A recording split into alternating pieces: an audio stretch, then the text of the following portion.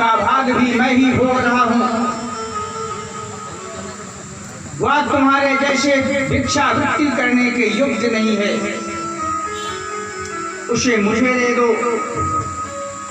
राहु ऐसे कह ही रहा था कि सनत कुमार कहने लगे, हे व्यास जी, भगवान शिव ने धूम्र मध्य के से भयंकर शब्द करता हुआ एक तेजस्वी भयंकर पशु हुआ, जिसका संग के समान मुख, चलायमान जीवा, प्रज्वलित नेत्र, लंबे केश, महाबाहु, लाल के समान जंघा वाला भयंकर शब्द करता हुआ राहु की तरफ दौड़ा। राहु बोला, मैं ब्राह्मण हूं, या मुझे खा जाएगा। हे शिव जी, मेरी रक्षा करो। शिव जी ने आर्तनाद सुनकर के उस पुरुष से कहा, इसे छोड़ दो। गण कहने लगा, मैं अब भूखा हूं, मेरा भक्ष्य आपने छुड़वाया है, अतः आप मुझे इसकी व्यवस्था करें। शिव जी बोले, यदि भूखा है तो तुम अपने हाथ पैरों को खा ले, तुम अपने हाथों पैरों को ही खा ले। उस गण ने ऐसा ही किया, उसका हाथ पैर विहीन सिर सहित धड़ ही शेष रह गया। शिव कहने लगे, ये मेरी आज्ञा पालन करने वाले गण, तुम धन्य हो। आज से तू मेरा कीर्तमुख नाम वाला द्वारपाल होगा। महावीर, महागण और दुष्टों को भय देने वाला होगा। जो मेरी पूजा करेगा वो तेरी पूजा करेगा,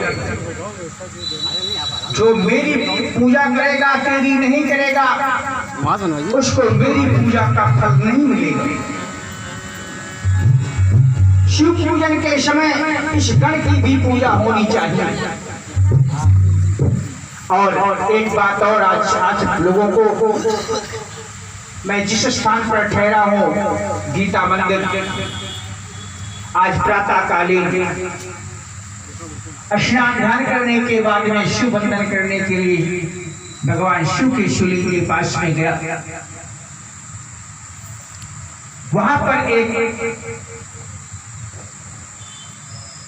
पिता तुल्य प्रसिद्ध व्यक्ति आए भगवान शिव के पूजन के लिए, और उचित स्थान पर ना खड़े होकर के अनुचित स्थान पर खड़े होकर के भगवान शिव का पूजन और जलाभिषेक करने। तो अब आप जानिए कि शिवलिंग पर जल कैसे चढ़ाया जाता है और कैसे जल चढ़ाना चाहिए। शिवलिंग का करघा जो होता है वो उत्तर दिशा में होता है, ये तो हर कोई जानता है। इसी बात में रखेंगे। तो भगवान शिव की पूजा हमेशा दक्षिण में खड़े होकर और उत्तर को मुख करके की जाती है। क्यों? क्योंकि भगवान भोलेनाथ का हमेशा शिवलिंग में जो मुख होता है वो पूर्व दिशा की तरफ होता है, और उनके सम्मुख खड़े होकर के हम भगवान शिव की पूजा इसलिए नहीं करते कहीं गलती से ऐसा ना हो भगवान का तीसरा नेत्र खुल जाए और मेरा अहित हो जाए। पश्चिम में खड़े होकर के इसलिए पूजन नहीं करना चाहिए क्योंकि कभी भी पीठ की पूजा नहीं की जाती।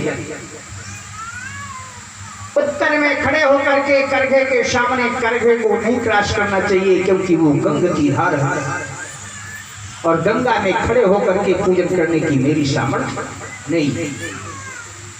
इसलिए एक ही दिशा बचती है कि भगवान शिव के दाहिने भाग में खड़े होकर के, बगल में खड़े होकर भगवान शिव का पूजन किया जाए। और पूजन करने के बाद शिवलिंग को देखते हुए नंदी का दर्शन करें, जिससे शिव पूजा पूर्ण हो जाती है। और इतना ही नहीं, केवल शिव को जलाभिषेक करने से हमारे बहुत से कष्ट दूर हो जाते हैं, क्योंकि भगवान शिव के दोनों दरवाजे का जो बाजू होता है, बगल का साइड का, उसमें दो द्वारपाल मौजूद होते हैं, वीरभद्र और महाभद्र। भगवान शिव के ऊपर की जो चौखट होती है ऊपर वाली, उसके बीचों बीच में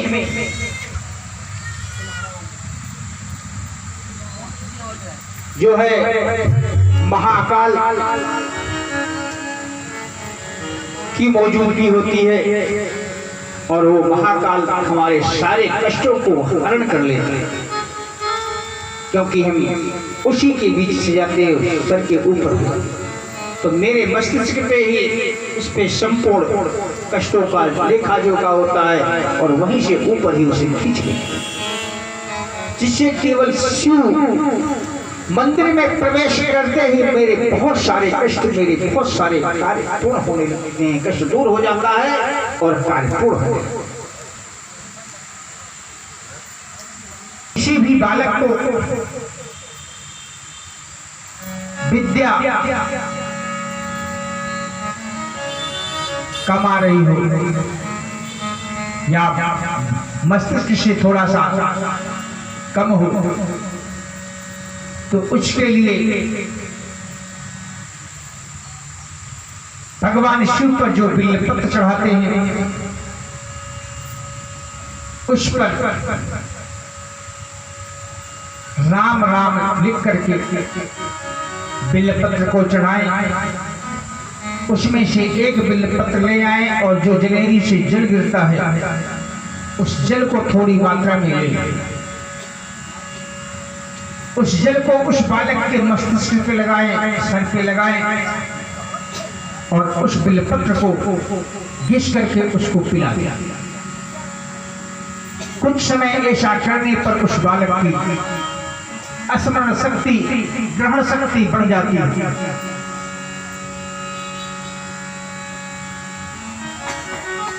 एक बार प्रेम से बोलिए, भूत भगवान भोलेनाथ की।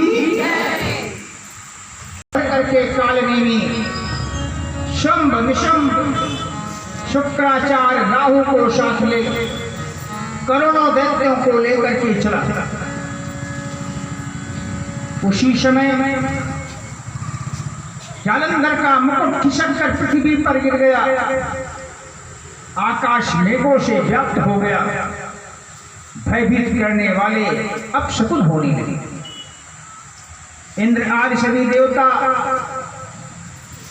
अलचित रूप से शिव के पास आकर के विनती करने लगे कि हे प्रभु, अब जालंधर को मार करके हमको भय मुक्त करिए। ने घुसमर प्रचंड को मार दिया,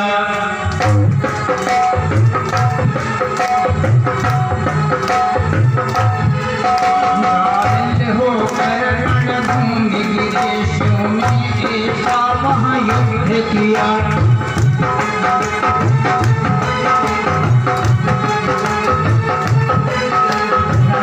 निपट गई लाशों से, खून की नदी